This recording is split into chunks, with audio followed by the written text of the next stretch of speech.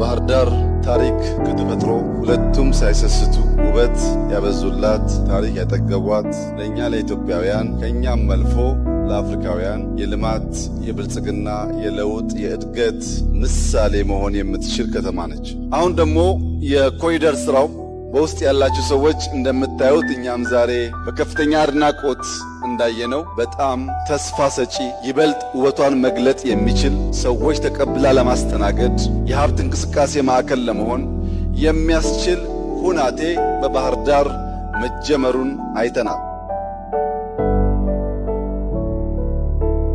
ኢትዮጵያ ውስጥ ካሉ ከተሞች ምናልባትም ቀዳሚ በሆነ ደረጃ የውስጥ ለውስጥ መንገድ በጥሩ ዲዛይን ከተሰራባቸው ከተሞች መካከል ከፍተኛውን ስፍራ የምትይዘው ባህር ዳር ናት። በሀገራችን ብቻ ሳይሆን በከባቢያችንም ጭምር በግዝፈቱ በጥራቱ ሊተካከለው የማይችል ድልድይ የተገነባው በባህር ዳር ከተማ ነው።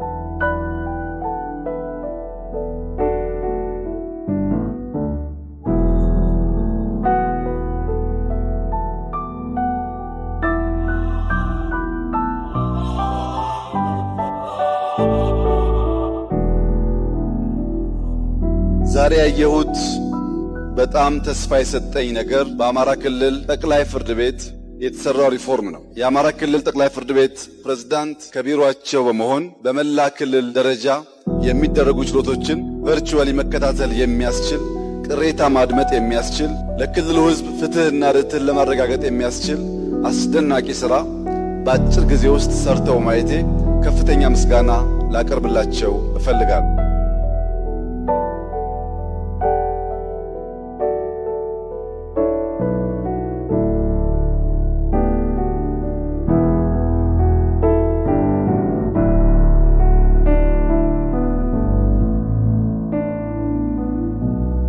በኢትዮጵያ እስከ ዛሬ ባለው ሁኔታ ከቦሌ ኢንተርናሽናል ኤርፖርት ቀጥሎ ትልቁ ሁለተኛው ተርሚናል የተገነባው ባህር ዳር ከተማ መሆኑ ቅድም ለገለጽኳቸው የልማት ስራዎች ሁሉ ብስራት ገበያ አምጪ፣ ለአየር መንገዱም ለከተማውም ለክልላችንም ለመላው የኢትዮጵያ ሕዝብም በእጅጉ የሚጠቅም መሆኑ ምንም ጥርጥር የለውም። ይህንን ታላቅ ስራ ለሰራው አየር መንገዳችን እና ዋና ስራ አስፈጻሚያችን እንኳን ደስ ያላችሁ ታላቅ ስራ ለማለት እወዳለሁ።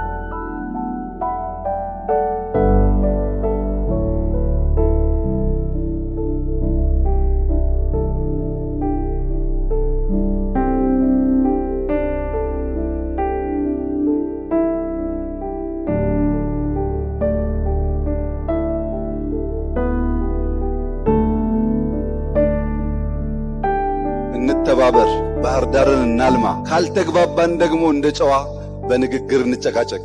ጊዜ ግን እንዳያልፍብን እንጠንቀቅ። አመሰግናለሁ።